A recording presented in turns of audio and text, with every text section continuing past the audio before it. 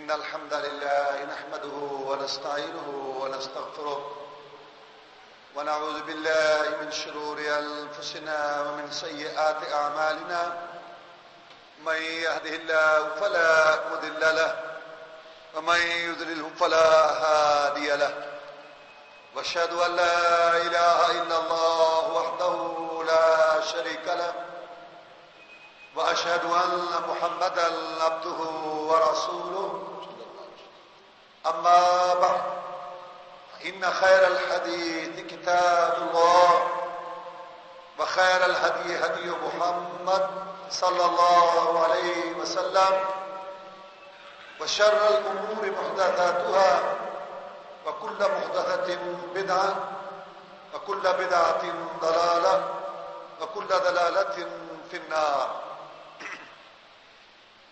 فأعوذ بالله من الشيطان الرجيم.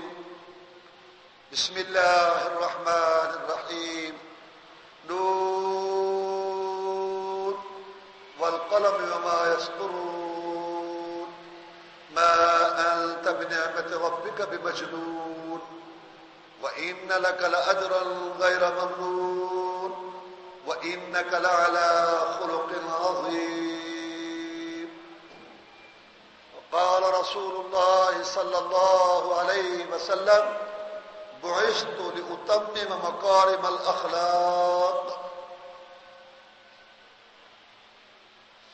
اللہ مالک الملک احکم الحاکمین کی توفیق سے حرمت رسول صلی اللہ علیہ وسلم کے سلسلہ میں جاری خطبات میں آج کا خطبہ اخلاق الرسول صلی اللہ علیہ وسلم کے سلسلہ میں.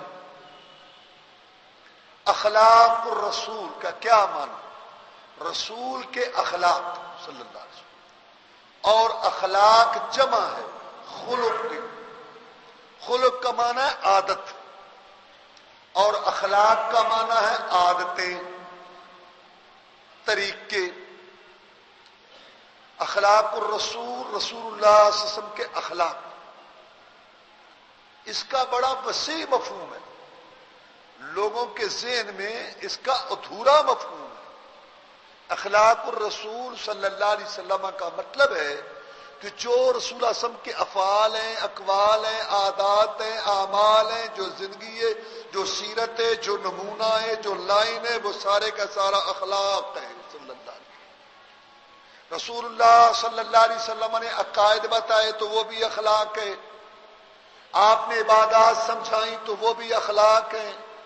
معاملات سمجھائے تو وہ بھی اخلاق ہیں. شادی گمی، لباس، شکل و صورت، گفتگو، دیکھنا، اٹھنا، سننا، بیٹھنا، رونا، ہنسنا، یہ سب آپ کا اخلاق. آپ اگر کسی سے مسکرا کر بولے، اچھے انداز سے بولے، اس کے ساتھ دل جوئی کی، رواداری کی، یہ بھی آپ کا اخلاق ہے.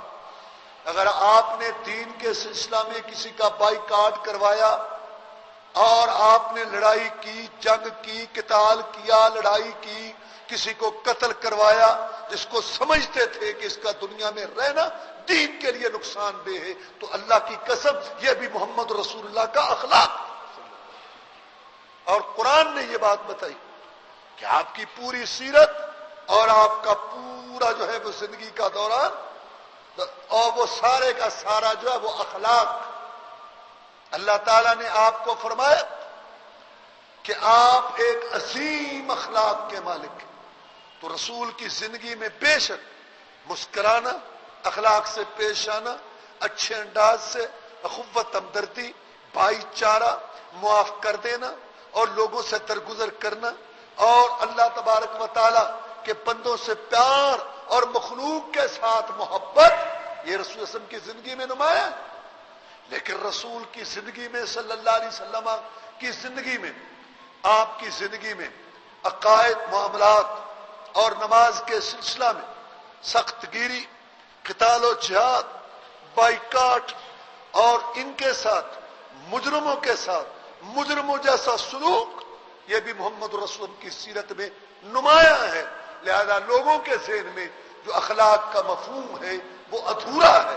اخلاق الرسول وسلم کا مطلب پوری زندگی، پوری سیرت، پورا نمونہ اور پورا جو کچھ آپ نے امت کے سامنے پیش کیا، وہ قول کی شکل میں ہے، وہ فعل کی شکل میں ہے، وہ عمل کی شکل میں ہے۔ اس کا تعلق نرمی سے ہے، اس کا تعلق سختی سے ہے، اس کا تعلق معافی سے ہے، اس کا تعلق قتال سے ہے، اس کا تعلق چھوڑنے سے ہے، اس کا تعلق پکڑنے سے ہے۔ اللہ کی قسم یہ سارے کا سارا اخلاق ہے۔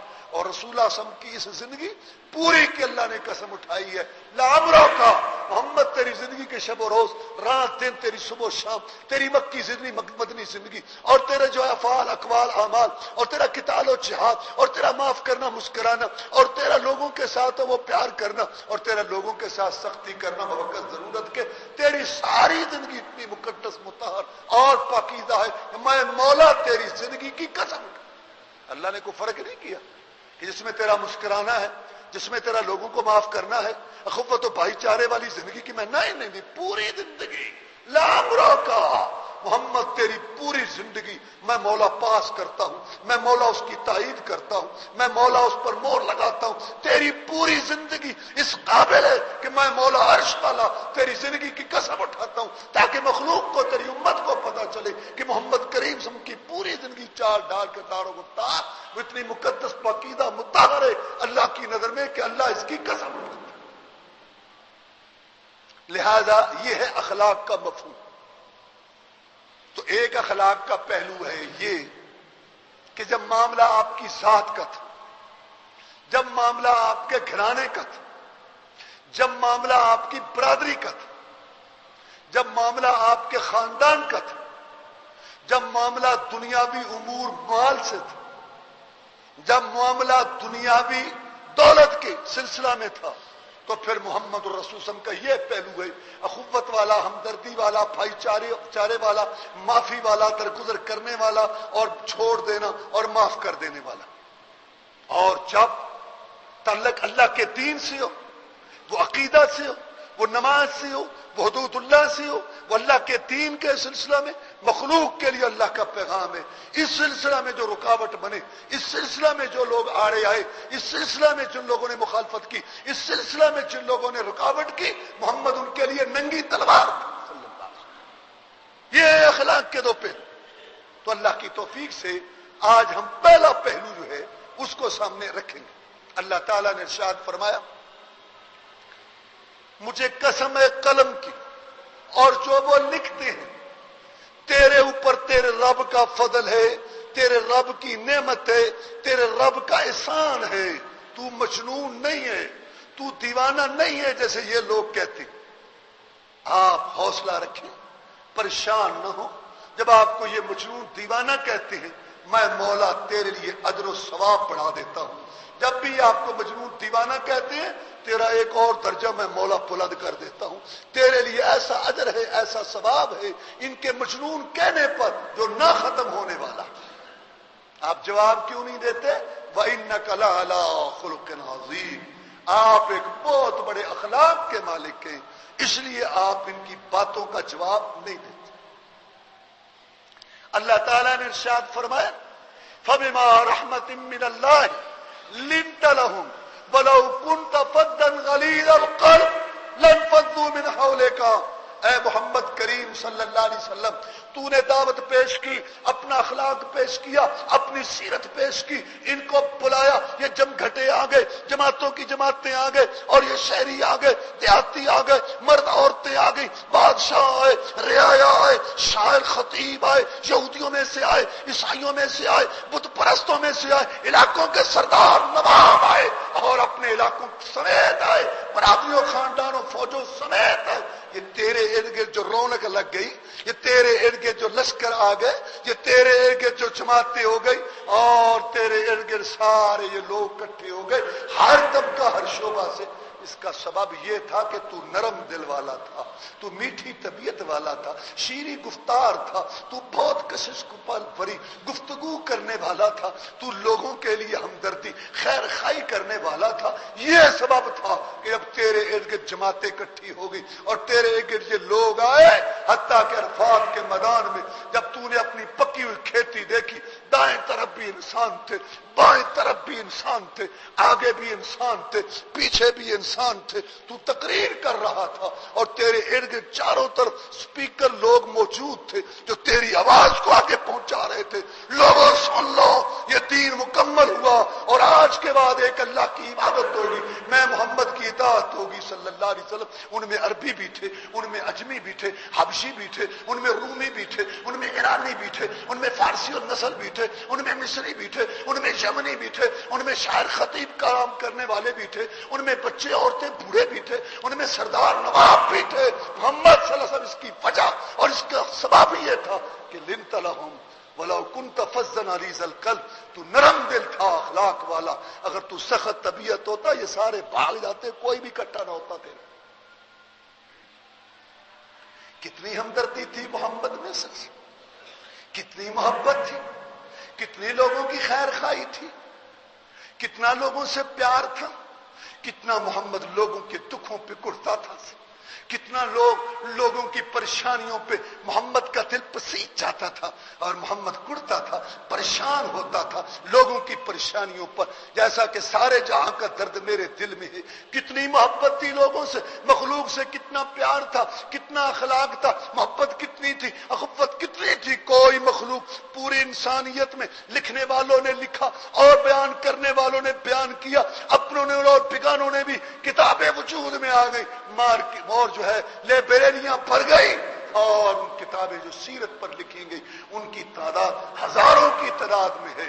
لیکن اللہ تعالیٰ نے جو قرآن میں بیان کیا، لعلک باخع نفسک اللہ یکون مؤمنین، اے محمد صلی اللہ علیہ وسلم اتنا نہ پریشان ہوا کر لوگوں کے لیے، اتنے لوگوں کا دکھ اپنے اوپر نہ لیا کر، یہ لوگوں کی اتنی پریشانی کو اپنے اوپر جو ہے وہ نہ سوار کیا کر۔ لگتا ہے تو ہلاک ہو جائے گا، لگتا ہے مر جائے گا، تیرا دل پھٹ جائے گا، تو ختم ہو جائے گا۔ پیغمبر میں مولا تجھے کہتا ہوں میری مخلوق کے بارے میں، ٹھیک ہے کہ تجھے اتنا نہ غم کیا کر، ان کا اتنی نہ ان کے بارے میں فکر کیا کر، اتنا نہ سوچ رکھا کر۔ کتنی بڑی بات ہے جو عرش والے نے گواہی دی، لعلک باخع نفسک اللہ یکون مؤمنین۔ اگر یہ ایمان نہیں لاتے، یہ دین کی طرف نہیں آتے، میرے پیغام کی طرف نہیں آتے، لگتا ہے تو ان کی محبت، ان کی خیر خواہی، ان کی ہمدردی اور ان کے ساتھ اخوت اور ان کے احساس میں لگتا ہے تو اپنی جان سے بھی ہاتھ دھو بیٹھے گا۔ اتنی سوچ فکر ان کی نہ کیا کر۔ بتا تو کو دروغہ ہے، ان کو بتا، ان کو سمجھا دے، مانتے ہیں مانے، نہیں مانتے نہ مانے، میں رب جانوں، یہ میرے بندے مخلوق جانے، میرے پاس انہیں۔ تو حوصلے سے رہے، اطمینان سے رہے۔ ٹھیک ہے تو نبی ہے، رسول ہے، لیکن اے نبی اتنی ان کی فکر، اتنا ان کا دکھ، اتنا ان کا غم، اتنی ان کے بارے میں پریشانی، اتنی ان کے بارے میں سوچ اور فکر، رات اور دن غلطاں، وہ غار حرا ہو، وہ رات کی تاریکیاں، دنیا سو رہی ہے اور تو ان کے لیے رو رہا ہے، ان کے بارے میں تو اتنا پریشان۔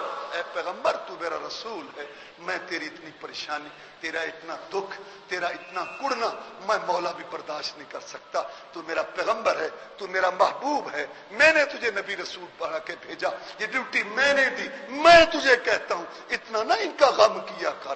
لعلک باخع نفسک اللہ یکون مؤمنین۔ کتنی بڑی گواہی ہے جو عرش والے نے محمد کے اخلاق سے اس کی ہمدردی اور محبت کی دی۔ اللهم صل على محمد وعلى آل محمد كما صليت على إبراهيم وعلى آل إبراهيم إنك حميد مجيد اللهم بارك على محمد وعلى آل محمد كما باركت على إبراهيم وعلى آل إبراهيم إنك حميد مجيد۔ ایک آدمی آیا ہماری ماں حضرت عائشہ صدیقہ طاہرہ زکیہ مطہرہ رضی اللہ تعالیٰ عنہ کے پاس، آپ مجھے بتائیں رسول اللہ صلی اللہ علیہ وسلم کے اخلاق، رسول اللہ صلی اللہ علیہ وسلم کی عادات، خصائل، اطوار، صبح و شام رات دن، چال ڈھال بھلا کیسے تھے، تاکہ میں ان کا امتی بھی اپنے آپ کو ان کے رنگ میں رنگ لوں اور محمدی صحیح معنی میں بن جاؤں اور ان کی اطاعت میں، ان کی اتباع پیروی میں ایسا مگن ہو جاؤں کہ اپنے آپ کو محمدی رنگ میں رنگ لوں صلی اللہ علیہ وسلم۔ لہذا آپ مجھے بتائیں۔ تو انہوں نے فرمایا اما تقرأ القرآن، تو قرآن نہیں پڑھتا؟ میں کہا میں قرآن تو پڑھتا ہوں، کانا خلق القرآن، ایک قرآن تو دو گتوں میں بند تھا، ایک چلتی پھرتی اس کی عملی تفسیر محمد کی ذات تھی صلی اللہ علیہ وسلم، وہ اخلاق والا نبی اور وہ لوگوں کے لیے فکر رکھنے والا اور ہمدردی رکھنے والا پیغمبر، یہ حضرت عائشہ صدیقہ طاہرہ رضی اللہ تعالیٰ نے گواہی دی۔ رسول اللہ صلی اللہ علیہ وسلم نے فرمایا بعثت لأتمم مکارم الاخلاق، مجھے اللہ تعالیٰ نے اس لیے بھیجا کہ میں ان اخلاق کو مکمل کر کے رکھ دوں، اخلاق کی تکمیل، محبت اخوت کی تکمیل، اللہ کے دین پر چلنے کی تکمیل، اور اللہ تبارک و تعالیٰ کی مخلوق کے لیے ایک سیدھی راہ بیان کرنا قول اور عمل سے، اس کی تکمیل میں محمد نے کر دی صلی اللہ علیہ وسلم۔ مجھے اللہ نے بھیجا اس لیے ہے کہ میں اس اخلاق والے شعبے کو مکمل کر کے رکھ دوں۔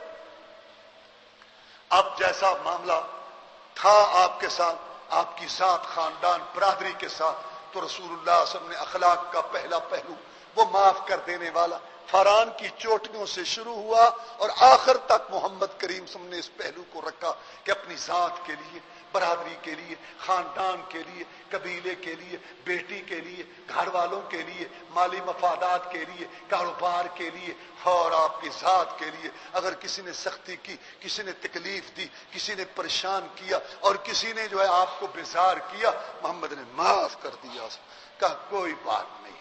یہ پہلو کتنا نمایاں ہے جو فران کی چوٹی سے شروع ہوا۔ جب آپ نے ان کو بلایا، انہوں نے آپ کو امین صادق کہا، آپ کو سچا کہا، آپ کو اخلاق والا کہا، آپ کو اپنے میں سے ہیرا کہا، اپنے میں سے معزز مکرم کہا، اور جب آپ نے اللہ کی دعوت پیش کی، جب اللہ کا پیغام پیش کیا، جب اللہ کی طرف بلایا، وہ بگڑ گئی۔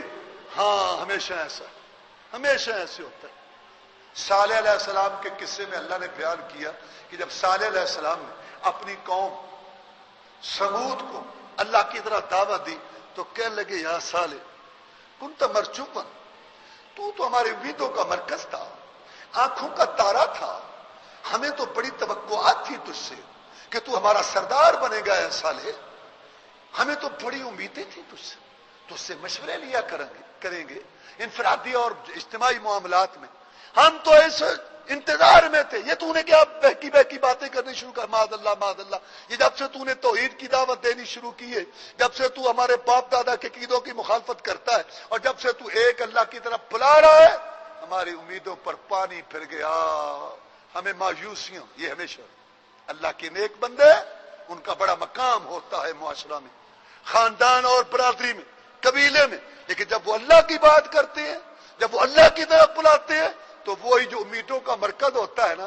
آنکھوں کا تارا ہوتا ہے، قابل نفرت اور سب سے برا بن جاتا ہے معاذ اللہ۔ یہ ہمیشہ اور آج بھی اپنے خاندانوں اور برادریوں قبیلوں میں لوگ معزز ہیں، کاروباری لحاظ سے لوگ معزز ہیں، گفتگو کے لحاظ سے، لوگوں کے ساتھ تعاون کرنے کے لحاظ سے، معاشرہ گاؤں محلے میں بڑا ایک نمایاں مقام ہے، لیکن جب وہ بات کرتے ہیں نا اللہ کی، جب کہتے ہیں نا پیدا کرنے والے کی بات کرو، اسی کے لیے دو، اسی کے آگے جھکو، رسم و رواج باپ دادا کی باتیں اور یہ ہندوستان پاکستان کے بنے ہوئے یہ طریقے، یہ دین نہیں، تو نفرت، انگلیاں، اشارے، تان و تشنیع، گھر میں آنا جانا چھوڑ دینا، بائیکاٹ اور لوگوں میں گرانے کی کوشش کرنا۔ لیکن دنیا تو کچھ نہیں ہے، اللہ تعالیٰ کے یہاں انسان قبول ہو جائے، اللہ تعالیٰ راضی ہو جائے۔ توحید تو یہ ہے کہ خدا حشر میں کہہ دے یہ بندہ دو عالم سے خفا میرے لیے، کیا پرواہ، لوگوں سے ہم نے کیا لینا، لوگوں سے ہم نے کیا لینا، ان مخلوق سے، یہ ہمیں اچھا کہیں یا نہ اچھا کہیں، اس خالق کائنات عرش والے کے سامنے ہم منظور مقبول ہو جائے تو اور ہمیں کیا چاہیے۔ تو یہ میں ایک بات بتا رہا تھا کہ میرے بھائی موحد اہل توحید پریشان نہ ہوا کرے دین پر چلنے کی وجہ سے، دینی شاعر کو اپنانے کی وجہ سے، اپنے اولاد اور گھر والوں کو دین پر کنٹرول کرنے کی وجہ سے لوگ جو ہے آپ کو برا بھلا کہے، تو ہمیشہ سے ایسا رہا، یہ ان کی عادت۔ رسول اللہ صلی اللہ علیہ وسلم نے قرآن کی چوٹی پر بات کی، دین کی، اللہ کی توحید کی، وہی جو امین کہہ رہے تھے، صادق کہہ رہے تھے، آنکھوں کا تارا، امیدوں کا مرکز، وہی جو ہیرا، وہی جو اپنے میں سے افضل اعلیٰ کہہ رہے تھے۔ کسی نے گالی دی ظالم نے، اور کسی نے جو ہے وہ تانا دیا، کسی نے وہ بری بات، کوئی ایسا تانا نہیں تھا، کوئی ایسی گالی نہ تھی جو محمد کو نہ دی گئی صلی اللہ علیہ وسلم، اور محمد کھڑا اطمینان سے سب کچھ برداشت کیا اپنی ذات پہ، جو آیا، جو گالی تانا، جو مصیبت، جو انہوں نے بات کی، کی، حتیٰ کہ آپ کے چچا نے بڑی سخت بات کی، وہ تو اللہ نے جواب دیا ہاں کہ تو نے ہمیں اس لیے جمع کیا تھا تیرے ہاتھ ٹوٹ جائے، تو تباہ ہو جائے معاذ اللہ، لیکن محمد نے تو کچھ نہیں کہا تھا نا۔ اللہ تعالیٰ نے ان کے جو ہے اس کی مذمت میں آیت اتاری، سورت اتاری، تبت یدا ابی لہب وتب، تباہ ہو جائے ابو لہب، تباہ ہو گیا، لیکن محمد کریم صلی اللہ علیہ وسلم کا اخلاق، حوصلہ دیکھیے، صبر و استقامت دیکھیے، ایک مخلوق کے اللہ کی محبت دیکھیے اور اس مخلوق کے ساتھ پیار دیکھیے کہ محمد نے تو کچھ نہیں کہا تھا صلی اللہ علیہ وسلم۔ وہ باتیں بناتے ہوئے اور مختلف قسم کی آوازیں کرتے ہوئے اور گالیاں دیتے ہوئے اور تان و تشنیع کے تیر برساتے ہوئے سارے بکھرے، گھر گھر میں جا کے باتیں شروع کر دی، لیکن محمد رسول اللہ صلی اللہ علیہ وسلم کمال اخلاق کا، حوصلے کا، اللہ کی راہ میں صبر و استقامت کا مظاہرہ کرتے ہوئے اللہ کا شکر ادا کر رہا ہے کہ یا اللہ تیرا شکر ہے کہ میں نے تیری ڈیوٹی تو ادا کر دی۔ بات چل پڑی، پھر نکیلے پتھروں پر بھی آپ کو چلنے پڑا، آپ چلتے تھے کانٹے بچھا دیتے تھے، مٹی کے بھرے ہوئے تھان آپ کے سر میں انڈیل دیتے، آپ بیٹھے ہوتے، بیوی بیٹھی ہے، بچے بیٹھے ہیں، ہنڈیا چولہے پر ہے، سالن پک رہا ہے، بچے انتظار میں ہیں چھوٹے چھوٹے، اور امی کے ارد گرد محمد رسول اللہ صلی اللہ علیہ وسلم کے بچے بیٹھے ہیں، بچیاں بیٹھی ہیں کہ کھانا پکے گا، ہم کھائیں گے، ابھی انتظار میں رسول اللہ صلی اللہ علیہ وسلم بھی بیٹھے ہیں، لیکن باہر سے مٹی کا تھال آیا، کبھی گند کا، اور ہنڈیا کے اندر گر گیا، اور ہنڈیا ساری کی ساری خراب ہو گئی، اور اس کے اندر گند آ گیا، اور آگے رسول، کیونکہ محمد کا گھر ہے نا، محمد کا گھرانہ ہے نا سسم، وہ جو بات کرتا ہے اللہ کی، وہ جو ہمارے خلاف، آپ اکثر صبر کرتے، کبھی کبھی صرف اتنا کہتے، وہ ہنڈیا اٹھا کے باہر لیا۔ یہی اخلاق ہے۔ قریشیو، اب آؤ اجداد تمہارے ایسے ہی تھے، ابراہیمی کہلاتے ہو، یہی میرے ساتھ کیوں ایسا؟ اور پھر آپ اپنے واپس آ جاتے، بیوی کو بھی حوصلہ دیتے، بچوں کو بھی حوصلہ، ذرا آپ تصور تو کریں۔ اور یہ یعنی روز مرہ کا معمول تھا محمد کے ساتھ صلی اللہ علیہ وسلم۔ پھر ظالم آگے بڑھے، انہوں نے یہاں تک کہ ایک صحیفہ لکھا، بائیکاٹ کروایا محمد کریم صلی اللہ علیہ وسلم اور آپ کے ساتھ پیار کرنے والے، ساتھ دینے والوں کا۔ بالآخر آپ کو شیب ابی طالب کے اندر محصور ہونا پڑا۔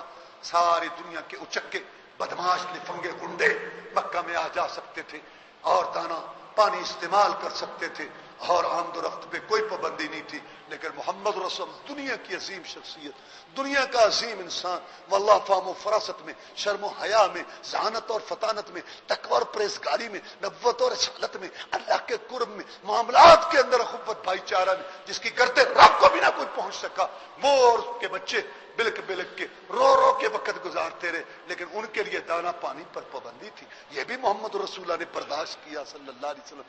بات آگے چلی، آپ مدینہ مکہ کے باہر گئے، مینا میں گئے، اور جو حج کرنے کے لیے لوگ آتے کہ چلو میں ان کو ہی سمجھاؤں، اگر یہ نہیں مانتے، آپ گئے، میں محمد ہوں صلی اللہ علیہ وسلم، میری ماں کا نام آمنہ ہے، میں عبداللہ کا بیٹا ہوں، میں یہاں مکہ کا رہنے والا ہوں، میں تمہیں دعوت دیتا ہوں ایک اللہ کی عبادت کرو، ایک اللہ کی طرف جو ہے رجوع کرو، تم نے مرنا ہے، اللہ کے پاس جانا ہے، وہاں حساب و کتاب ہوگا، میں اللہ کا رسول ہوں، میں اللہ کا نبی ہوں، میں اللہ کا پیغمبر ہوں، اور تمہیں میں دین کی دعوت دیتا ہوں۔ وہاں بات کرتے ہوئے جا رہے ہوتے، اور پیچھے سے ایک شخص تردید کرتا ہوا جا رہا ہوتا، یا ایھا الناس لا تصدقوه فانه كذاب، لوگوں یہ جو آگے جا رہا ہے اس کی بات تم نے نہیں سننی، یہ ہم میں سے ہے، یہ دیوانہ مجنون معاذ اللہ جھوٹا ہے، اس کی بات تم نے نہیں سننی۔ وہ لوگ حیران ہوتے، یہ پہلا کون ہے اور یہ پیچھے کون ہے؟ بتانے والے بتاتے، آگے محمد جا رہا ہے صلی اللہ علیہ وسلم، وہ اللہ کی بات کرتا ہے، اور پیچھے اس کا سگا چچا ابو لہب ہے جو اس کی تردید کرتے ہوئے جا رہا۔ محمد نے یہ بھی برداشت کیا صلی اللہ علیہ وسلم۔ آپ ایک دن گھر میں بیٹھے تھے، رسول اللہ صلی اللہ علیہ وسلم اپنے گھر میں تھے کہ پیغام آ گیا کہ ابو لہب نے اپنے لڑکوں کو مجبور کیا ہے، دونوں کو نکاح ہو چکے تھے، پہلے جیسے طریقہ تھا اس کے مطابق رخصتی نہیں ہوئی تھی، رسول اللہ کی دو بیٹیوں کے نکاح، ابو لہب کے دو لڑکوں کو رشتہ داری تھی، اس کے ساتھ نکاح ہوا تھا ان کے دو لڑکوں کے ساتھ۔ محمد کریم صلی اللہ علیہ وسلم کو پیغام آ گیا کہ ابو لہب نے اپنے لڑکوں کو مجبور کیا ہے کہ اگر تم میرے لڑکے ہو، میرا دشمن محمد صلی اللہ علیہ وسلم، اس کی لڑکیوں کو طلاق بھجوا دو۔ محمد کی دو جوان بیٹیاں، ایک نہیں دو جوان بیٹیوں کے طلاق نامے محمد کے پاس آ گئے، صرف اللہ کی بات کرنے کی وجہ سے، لیکن محمد نے حوصلہ کیا، صبر و استقامت کا مظاہرہ کیا اور اخلاق کا مظاہرہ کیا، اور یہاں تک کہ لوگ آپ کے منہ پر آپ کو مجنون کہتے۔ چنانچہ وہ مشہور واقعہ مشہور وہ واقعہ زماد نامی شخص کا، اس نے آ کے کہا کہ اے محمد صلی اللہ علیہ وسلم، میں نے سنا ہے کہ تجھے دیوانگی کی بیماری ہے، جنون کی بیماری ہے، تو مجنون ہے، تیری صحت تو بڑی اچھی لگتی ہے، بڑا خوبصورت تو جوان ہے، اور قریش ہاشمی گھرانے کا تو فرد ہے، بڑا افسوس ہے تجھے سنا ہے جنون کی بیماری لگی ہوئی ہے، تو مجنون ہے، تو دیوانہ ہے۔ دیکھ، اگر تو کہے تو میں تجھے دم کرتا ہوں، میرے پاس دم ہے، میں وہ دم کیا کرتا ہوں، دیوانے ٹھیک ہو جایا کرتے ہیں اور مجنون لوگوں کا جنون دور ہو جایا کرتا۔ اب ذرا توجہ کیجئے، پوری دنیا میں فہم و فراست کا بادشاہ، سوجھ بوجھ کا امام، ساری دنیا کا عقل، ساری دنیا کی عقل، ساری دنیا کا شعور، ساری دنیا کی دانش مندی، ساری دنیا کی فہم و فراست، ساری دنیا کی ذہانت جہاں ختم ہوتی ہے محمد رسول اللہ کی شروع ہوتی ہے، جن کو اللہ نے چنا کہ یہ پوری دنیا میں ذہین ترین شخص ہے اور پوری دنیا میں اعلیٰ ترین شخص ہے، اس کے منہ پر ایک شخص کہہ رہا ہے کہ تو مجنون ہے، تو دیوانہ ہے، تجھے جنون کی بیماری ہے، سنا ہے تو مجنون دیوانہ ہے اور مجنونوں والی باتیں کرتا ہے۔ کمال حوصلہ سے آپ نے اس کی بات سنی اور کہا کہ بات یہ ہے، میں ایک بات کرتا ہوں، میں ایک پیغام دیتا ہوں، میں ایک پیغام پیش کرتا ہوں، اس وجہ سے لوگ مجنون مجھے کہتے ہیں، میں آپ کو بھی سنا دیتا ہوں۔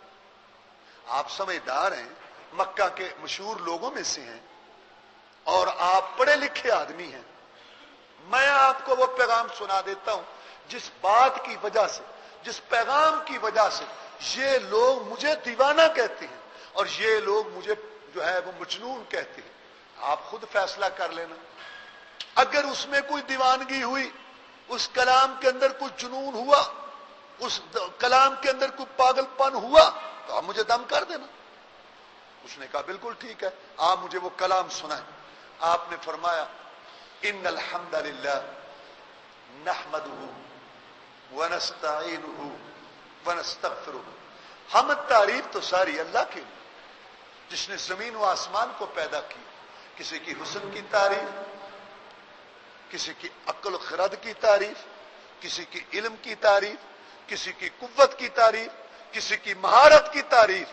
اصل تو تعریف اس کی ہے نا جس نے یہ ساری چیزیں عطا کی ہیں۔ تعریفیں تو ساری اللہ کے لیے، زبان سے ہوں، کلموں سے لکھی جائیں، صحائف میں ہوں، ہر قسم کی تعریف تو اللہ کی ہے۔ ہم اس کی حمد بیان کرتے ہیں اور ہم اس سے مدد مانگتے ہیں مصیبتوں میں، اور اپنی گناہوں اور غلطیوں کی بخشش بھی اسی سے طلب کرتے ہیں۔ اس نے کلام سنا، عرب کا مشہور آدمی تھا، فصاحت و بلاغت سے واقف تھا، کلام کے نشیب و فراز جانتا تھا، عربی دان تھا۔ ایسے کلمات کہتا ہے میں نے تو کبھی نہیں سنے۔ عید ذکرہ کا محمد ذرا دوبارہ کہنا، کیا کہا ہے تو نے صلی اللہ علیہ وسلم؟ فرمایا میں نے یہ کہا ہے کہ ان الحمد للہ نحمدہ ونستعینہ ونستغفر۔ کلام سن کے مسحور ہوا، کلام کی جو شیریں تھی، کلام میں جو وسعت تھی، کلام میں جو گہرائی تھی، جو اس میں ٹھوس پن تھا، جو اس میں حکمت و تنائی تھی، جو اس میں معانی تھے، اس نے کبھی ایسی کلام نہیں سنی تھی۔ تیسری دفعہ کہتا ہے محمد ذرا پھر دوبارہ کہنا، ذرا کیا کہا آپ نے؟ میں نے یہ کہا ہے کہ ان الحمد للہ نحمدہ ونستعینہ۔ کہتا ہے عرب کا سردار، قبیلے کا سربراہ، عربی دان، فصیح بلیغ اور فصاحت و بلاغت کا ماہر، میں اس نتیجے پر پہنچا ہوں۔ بڑے بڑے کلام سنے، شہروں کے، خطیبوں کے، بڑے بڑے اماموں کے، بادشاہوں کے اور بڑے بڑے دانشور لوگوں کی گفتگو سنی، لیکن میں اس نتیجے پر پہنچا ہوں کہ یہ جو کلام تو نے پیش کیے ہے نا، اس کی تو گرد راہ کو کوئی نہیں پہنچ سکتا۔ تو ہاتھ آگے کر، میں تیرے ہاتھ پر اسلام کی بیعت کرتا ہوں، میں تجھے نبی مانتا ہوں، تجھے رسول مانتا ہوں، تو کو انوکھا انسان ہے، تیری کلام بھی انوکھی، تیرا پیغام بھی انوکھا۔ ایسی بات تو میں نے آج تک نہیں سنی، اور ہے فطرت کے مطابق، ذہن اس کو اپیل کر رہا ہے اور ذہن قبول کر رہا ہے، دل و دماغ میں رچ اور بس رہی ہے، رگ و ریشے میں پیوست ہو رہی ہے۔ میں تجھے نبی رسول مانتا ہوں۔ اپنا ہاتھ آگے کر، مجنون تو نہیں، دیوانہ تو نہیں۔ مجنون دیوانے وہ ہیں جو تجھے مجنون اور دیوانہ کہتے ہیں۔ رسول اللہ صلی اللہ علیہ وسلم نے یہ بھی برداشت کی کہ آپ کے منہ پر آپ کو مجنون اور دیوانہ کہا گیا۔ بالآخر مکہ والوں سے مایوس ہو کر جناب محمد الرسول اللہ صلی اللہ علیہ وسلم نکلے طائف کی طرف۔ طائف میں گئے، ساتھ زید ہیں رضی اللہ تعالی، وہاں پہنچے، طائف میں پہنچے، بڑے سردار 3 تھے وہاں، ایک کے پاس گئے میں مکہ سے آیا ہوں، میں کچھ یہاں بات کرنا چاہتا ہوں۔ اس نے کہا نہیں، یہاں کوئی اجازت نہیں۔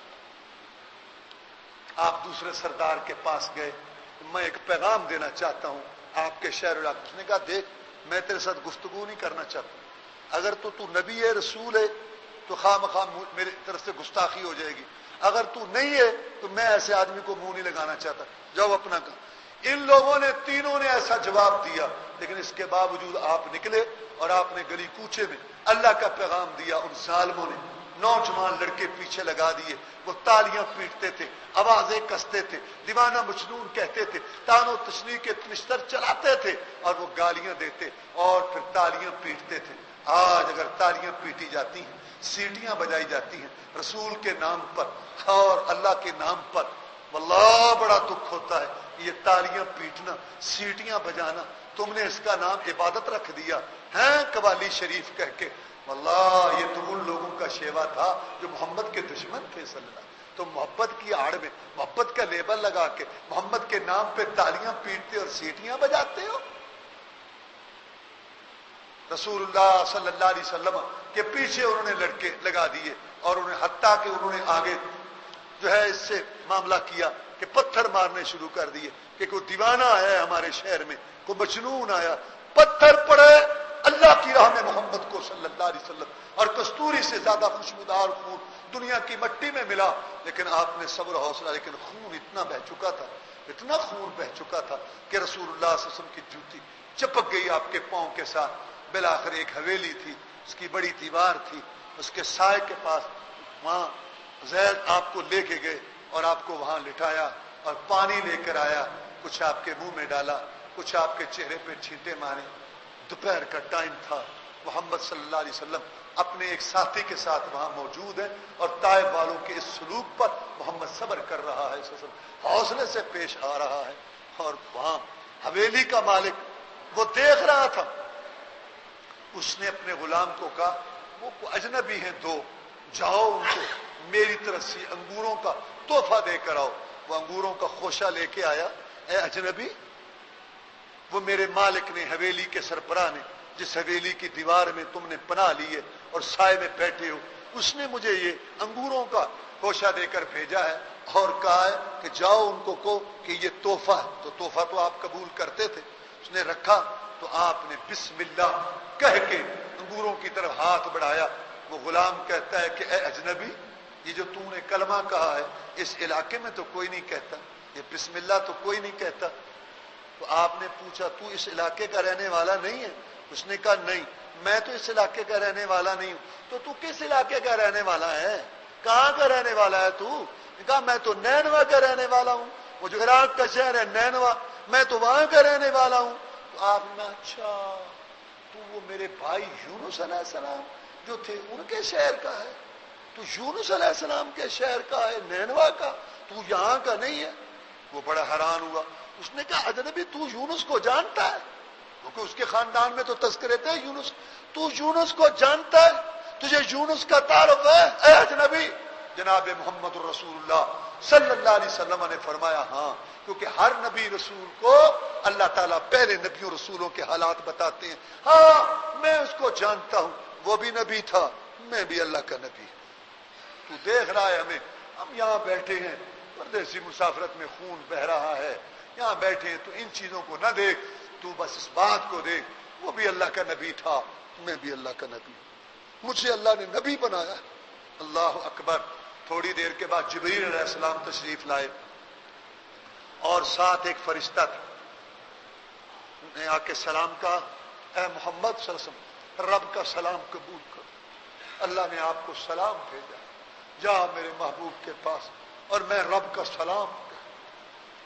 ہاں میری راہ میں اتنی تکلیف اٹھانے والا کو جا کر سلام کو، جب کو اللہ کے لیے، اللہ کے دین کے لیے سپنا سب کچھ قربان کر دے، تکلیفیں اٹھائے، اللہ کی قسم اللہ سے اس کا تعلق قائم ہو جاتا ہے، رب کے اس کو سلام آیا کرتے۔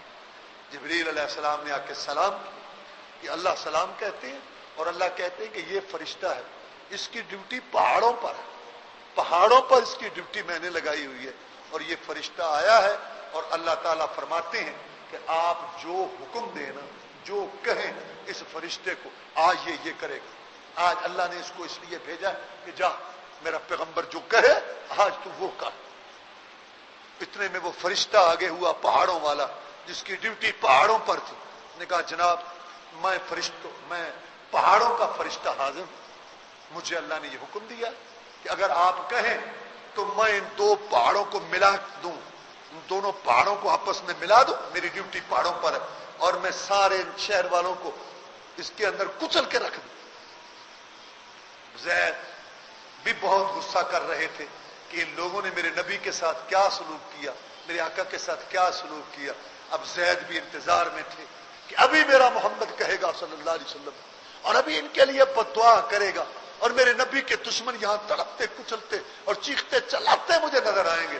لیکن دنیا حیران ہو گئی، اس زمین کی پشت پر اور اس آسمان کے نیچے ایسی کوئی مثال نہیں پیش کی جا سکتی صبر کی، حوصلے کی، معافی کی، درگزر کرنے کی، جو محمد نے پیش کی صلی اللہ علیہ وسلم۔ آپ نے فرمایا نہیں، میں یہ نہیں چاہتا، یہ ایمان نہیں لائیں گے، ان کی نسل لائے گی، وہ نہیں لائیں گے، آگے ان کی کوئی اور نسل جو ہے وہ مسلمان ہو جائے گی۔ میں ان کے لیے رحمت کی دعا کرتا ہوں، ہدایت کی دعا کرتا ہوں، میں ان کے لیے بد دعا نہیں کرتا۔ اللہم اہد قومی فانہم لا یعلمون، اے اللہ میری قوم کو ہدایت دے دے، یہ نہیں پہچانتے، یہ سمجھتے ہیں کہ میں محمد بن عبداللہ ہوں، کاش کہ ان کو یہ بھی پتہ چل جائے کہ میں محمد بن عبداللہ کے ساتھ محمد الرسول اللہ، تو یہ نہیں پتا، یہ سمجھتے ہیں کہ میں محمد بن عبداللہ۔ ابھی تک ان کو یہ یقین نہیں ہوا، ابھی تک یہ نہیں سمجھے کہ میں محمد الرسول اللہ، اللہ تعالیٰ نے مجھے رسول نبی بنا کر بھیجا۔ آپ نے مکہ سے ہجرت کی، مشہور واقعہ، اور پھر سراقہ خود بیان کرتا ہے، سراقہ کہتا ہے مکہ والوں نے اعلان کیا تھا 200 اونٹنیاں، 100 اونٹنی محمد الرسول اللہ صلی اللہ علیہ وسلم کو جو پکڑ کے لائے گا گرفتار کر کے زندہ یا مردہ، اور 100 اونٹنی جو اس کے ساتھ ہے ابو بکر، جس نے پورے عرب کو چیلنج کر کے ہمارے دشمن محمد کے ساتھ چل پڑا صلی اللہ علیہ وسلم۔ یہ جو ابو بکر یہ بھی ہمارا دشمن ہے محمد کی طرح صلی اللہ علیہ وسلم، جو اس کو زندہ مردہ لائے گا تو 100 اونٹنیاں اس پر انعام، 200 اونٹنیاں۔ وہ بڑے بڑے کارندے ہرکارے گرفتار کرنے کے لیے وہ بھاگے اور بےتاب ہوئے۔ سراقہ کہتے ہیں، سراقہ میں بیٹھا تھا اپنے ساتھیوں کے ساتھ، تو ایک آدمی آیا، کہنے لگا یار یہ جو سمندر کے ساحل پہ راستہ نہیں جا رہا، مجھے لگتا ہے جیسے دو کوئی آدمی جا رہے ہیں، یہ وہی نہ ہو جن کو مکہ والے پکڑنا چاہتے ہیں، جو مکہ والوں کو مطلوب ہے۔ سراقہ کہتے ہیں میرے دل میں لالچ آیا کہ 200 اونٹنیاں میں اکیلا ہی لے لوں، 200 اونٹنیاں میں اکیلا لے لوں۔ مجھے یقین تھا کہ یہ وہی ہیں دو جو جا رہے ہیں، لیکن میں نے اس کو کہا کہ نہیں نہیں نہیں، یہ وہ نہیں ہے، یہ تو وہ فلاں اور فلاں تھے، ادھر ابھی ہمارے یہاں ڈیرے سے گزرے، یہ تو وہ ہیں۔ اور میں تھوڑا سا وہاں سے آنکھ بچا کے اٹھا، اور میں نے اپنے نوکرانی کو کہا کہ فوری طور پر میرا گھوڑا تیار کرو اور حویلی کی دیوار کی پچھلی سائڈ پر اس کو کھڑا کرو، اور میرا نیزہ اور میرے ہتھیار سارے وہاں لاؤ۔ میں پھر آگے بیٹھ گیا۔ جب میں نے اندازہ لگایا نا کہ اب میرا گھوڑا تیار ہو گیا ہوگا، تو میں نے ان سے اجازت لی، اور مجھے وہ لالچ تھا 200 اونٹنیوں کا، تو میں آیا، فوراً میں گھوڑے پر سوار ہوا اور میں نے اس کو ایڑ لگائی، تو میں بھاگا، تو میں بالکل قریب پہنچ گیا۔ محمد رسول اللہ صلی اللہ علیہ وسلم تھے، اور ابو بکر صدیق بھی تھے رضی اللہ تعالیٰ عنہ۔ محمد رسول اللہ صلی اللہ علیہ وسلم جا رہے تھے، اور ابو بکر جو اللہ نے پہرے دار مقرر کیا تھا وہ آگے اور پیچھے چکرنا، دائیں ایسے دیکھتا تھا کہ دشمن تو نہیں آ رہا، کہ خالق کی امانت کی حفاظت میں کوئی کمی نہ ہو جائے۔ میں جب قریب گیا، رسول اللہ صلی اللہ علیہ وسلم نے مجھے دیکھا، اللہ سے دعا کی، میرا گھوڑا اس کی اگلی ٹانگیں زمین میں دھنس گئی، اب میں آگے نہیں جا سکتا تھا۔ میں نے کہا شخص دعا کرو، میری دعا کرو، اللہ مجھے اس مصیبت سے نجات دے، تو کو اللہ کا مقرب لگتا ہے، میں دوبارہ ایسا نہیں کروں گا۔ آپ نے دعا کی، کیا اخلاق تھا، وہ پکڑنے کے لیے آ رہا ہے، آپ نے کہا یا اللہ اس کو گھوڑے کو نکال۔ کہتے ہیں میرا گھوڑا دوبارہ جب صحیح ہوا باہر نکلا، میں نے پھر تعاقب کیا۔ کئی بار ایسا ہوا، میں محمد کے حوصلے اس کے صبر معافی اور درگزر پر حیران ہوں. میں اس کو پکڑنا چاہتا تھا اور محمد مجھے معافیاں دے رہا تھا صلی اللہ علیہ وسلم.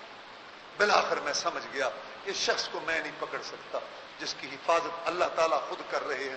تو میں نے کہا محمد صلی اللہ علیہ وسلم لگتا ہے تیرا مستقبل اچھا ہوگا اور تو کوئی عظیم انسان ہے, آپ جو ہے مجھے معاف کر دیں اور مجھے معافی دے دیں, اور میں جتنے لوگ پیچھے آئیں گے میں ان کو کہتا جاؤں گا کہ ادھر تو نہیں گئے, میں یہ تیرے ساتھ وعدہ کرتا ہوں. آپ نے اس کو معاف کیا اور اس کے بعد آپ نے فرمایا تھا سراقہ آج تو بے یار و مددگار دیکھ کر ہمارے پیچھے آ گیا اونٹنیاں لینے کے لیے, وہ بھی وقت آئے گا, آئے گا وقت, آئے گا وقت, تو دیکھے گا تیرے ہاتھ میں سپر طاقت کسرا کے کنگن ہوں گے, آئے گا وقت. یہ بات محمد نے کی صلی اللہ علیہ وسلم, آئی گئی ہو گئی, رسول اللہ صلی اللہ علیہ وسلم وہاں سے چلے گئے.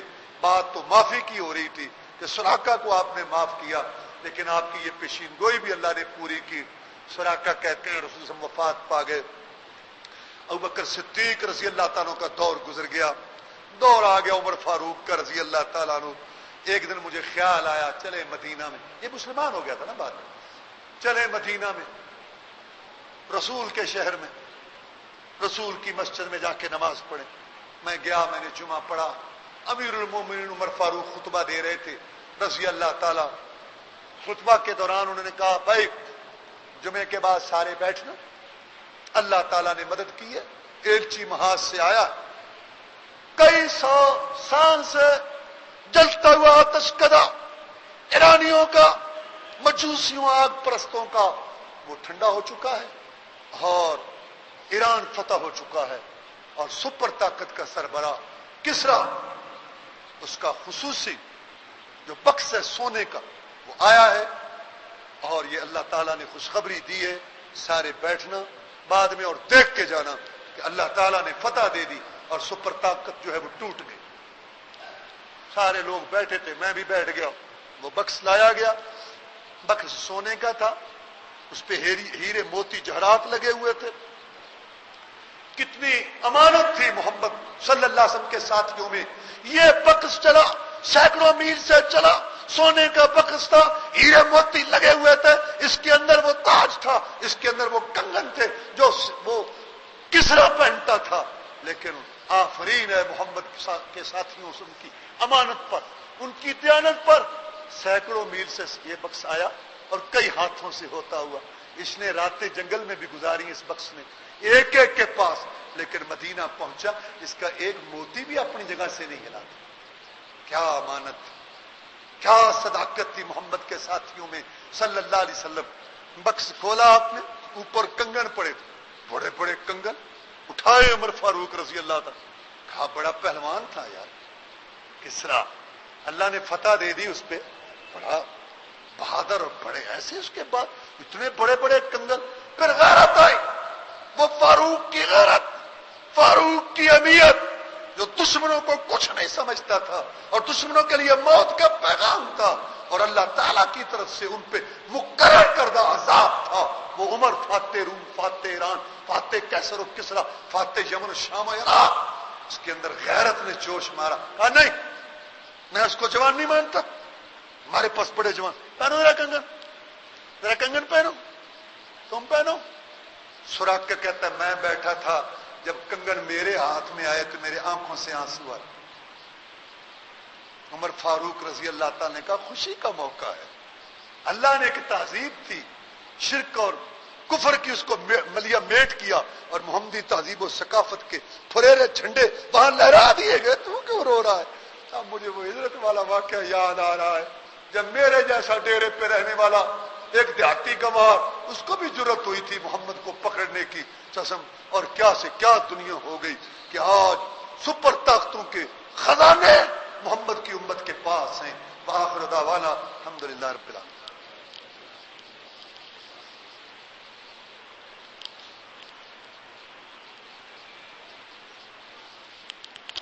ان الحمد لله نحمده ونستعينه ونستغفره ونعوذ بالله من شرور انفسنا ومن سيئات اعمالنا, من يهده الله فلا مضل له ومن يضلل فلا هادي له, واشهد ان لا اله الا الله وحده لا شريك له واشهد ان محمدا عبده ورسوله اما بعد فان خير الحديث كتاب الله وخير الهدي هدي محمد صلى الله عليه وسلم وشر الامور محدثاتها وكل محدثة بدعة وكل بدعة ضلالة وكل ضلالة في النار. گزارشات کا خلاصہ موضوع ہے اخلاق الرسول. اخلاق الرسول رسول کی عادات اور آپ کے خصائل، اقوال، افعال، اعمال، یہ دو قسم کے.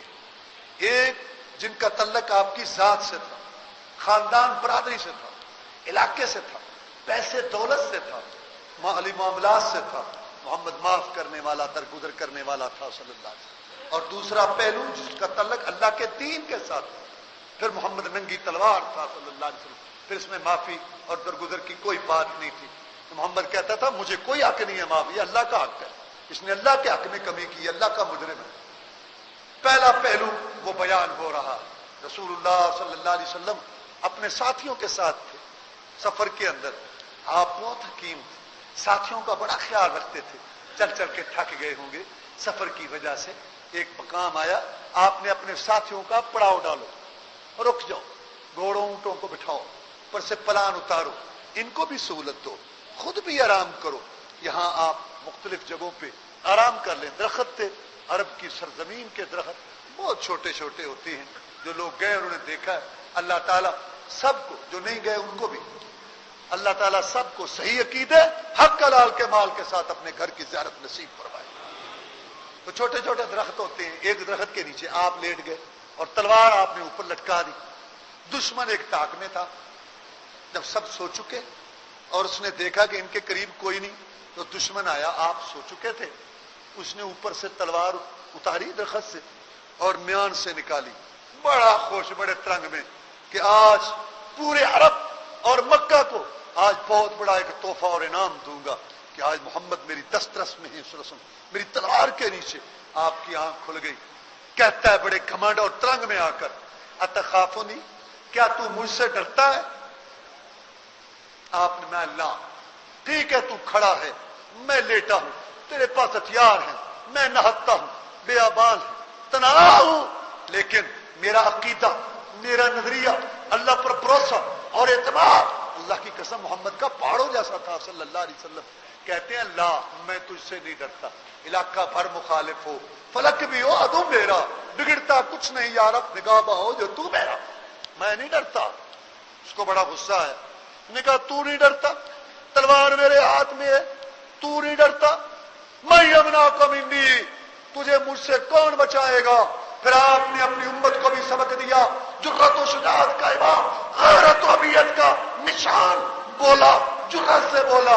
کہا ٹھیک ہے، وسائل تیرے ساتھ ہے، طاقت تیرے پاس ہے، قوت تیرے پاس ہے، ہتھیار تیرے پاس ہے، تو کھڑا ہے، میں لیٹا ہوں، میں ناتا ہوں، میں محاصرے میں ہوں، میں گراؤ میں ہوں، لیکن خالق مخلوق اور ساجد مسجود، عابد معبود، بندے اور مالک والا تعلق، آقا اور نوکر والا تعلق جو اللہ کے ساتھ ہے، میں اس میں دراڑ نہیں آنے دوں گا. میں اب بھی کہتا ہوں اس وقت بھی میرا اللہ میری مدد کر سکتا.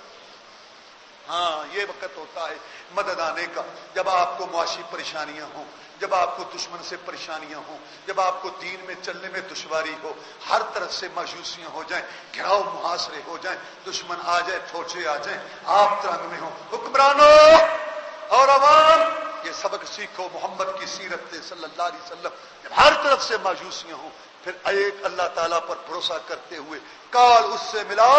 یہ وقت ہوتا ہے اللہ کی طرف سے مدد آنے کا. لیکن نادا گر گئے سجدے میں جب وقت قیام آیا.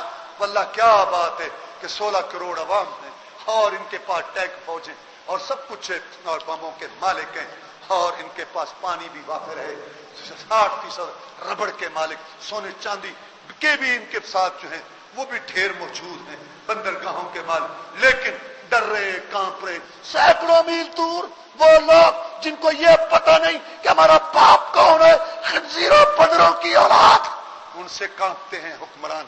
اور کوئی یہاں فیصلہ کرنے کی پوزیشن میں نہیں اور دنیا کے سامنے تماشا بنے ہوئے ہیں، اور کبھی اپنا گند جا کے دبئی میں کھولتے ہیں اور کبھی لندن میں، اور وہاں پریشانی ہی پریشانی ہے کہ وہ ناراض نہ ہو جائے. وہ یہ محمد ہے صلی اللہ علیہ وسلم، یہ گھیراؤ میں ہے، یہ محاصرے میں ہے، دشمن اوپر چڑھا ہوا ہے، تلوار اوپر ہے سر کے اوپر، لیکن محمد نے سبق دیا صلی اللہ علیہ وسلم اس وقت بھی میرا رب میری مدد کر سکتا ہے. ناگاں گر گئے سجدے میں، جب وقت قیام آیا، جب کھڑا ہونا تھا ڈھیر ہو گئے، جب کھڑا ہونا تھا تو پیشاب کر دیا. واللہ ذاتی مفادات، اپنی نوکریوں کے لیے، اپنے پیسے دولت کے لیے اور اپنی دنیا کے انا کے لیے پوری امت، پورے ملک، پورے مسلمانوں، پورے مجاہدین مساجد مدارس کو داؤ پہ لگا رہے ہیں. لعنت ہے ایسے اقتدار پر، اور لعنت ہے ایسی دنیا کی مردار زندگی پر جو حکمرانوں اور عوام کی اکثریت نے اختیار کی ہوئی ہے. یہ ہے محمد کی سیرت صلی اللہ علیہ وسلم. میں اللہ، میں تجھ سے نہیں ڈرتا اور مجھے اب بھی اللہ تعالیٰ بچا سکتا ہے. یہ تو محمد کی جرأت شجاعت تھی، لیکن موضوع کے مطابق یہ ہے کہ پھر جب اللہ کی مدد آئی اور تلوار اس کے ہاتھ سے گری تو آپ نے تلوار اٹھا لی. میں اب تو بتا، اب تو بتا کہ تجھے مجھ سے کون بچائے گا، اب بتا، تلوار میرے ہاتھ میں ہے. تو اس نے آنکھیں جھکائیں، کہا کن خیر آخذ. اے محمد صلی اللہ علیہ وسلم، جتنے لوگوں نے آج تک ہاتھ میں ہتھیار پکڑے ہیں، ہاتھ میں تلوار لی ہے، طاقت قوت کے مالک بنے ہیں، جتنے لوگ آج تک دنیا میں، تو ان سب میں سے بہتر ہو جا. تو مارنا ہوتا ہے دشمن، تو ان میں سے سب میں سے بہتر ہو جا، تو بہتر ہو جا. اور محمد کو اللہ نے بھی افضل بنایا تھا، اور رسول اللہ صلی اللہ علیہ وسلم بھی ہر افضل اعلی کام کے متلاشی رہتے تھے. میں جا، میں نے تجھے معاف کیا. عفو درگزر والا پیغمبر، اخوت بھائی چارے والا پیغمبر، لیکن دشمن کے سامنے جرأت شجاعت تھی. اپنی امت کو یہ سبق دے کے گیا، ایک اللہ سے ڈرو گے، اللہ سے تعلق رکھو گے، اللہ سے جستجو کرو گے اور اللہ تعالیٰ کو راضی کرنے کی کوشش کرو گے، اللہ کے دین پر قائم رہو گے، دنیا کی کوئی طاقت تمہارا بال بھی ٹیڑھا نہیں کر سکتی. اقبال نے یہی تو کہا تھا، رہے گا جہاں میں تو ہی یگانہ و یکتا، اتر گیا جو تیرے دل میں لا شریک لہ. اللهم اعز الاسلام والمسلمين، اللهم انصر الاسلام والمسلمين، اللهم انصر الجهاد والمجاهدين، اللهم اذل الشرك والمشركين، اللهم انا نجعلك في نحورهم ونعوذ بك من شرورهم، اللهم انا نسألك الجنة الفردوس، اللهم اجرنا من النار، اللهم اشف مرضانا ومرضى المسلمين، اللهم اكفنا بحلالك عن حرامك واغننا بفضلك من سواك، اللهم اهدنا الصراط المستقيم. سبحان ربك رب العزة عما يصفون وسلام على المرسلين والحمد لله رب العالمين.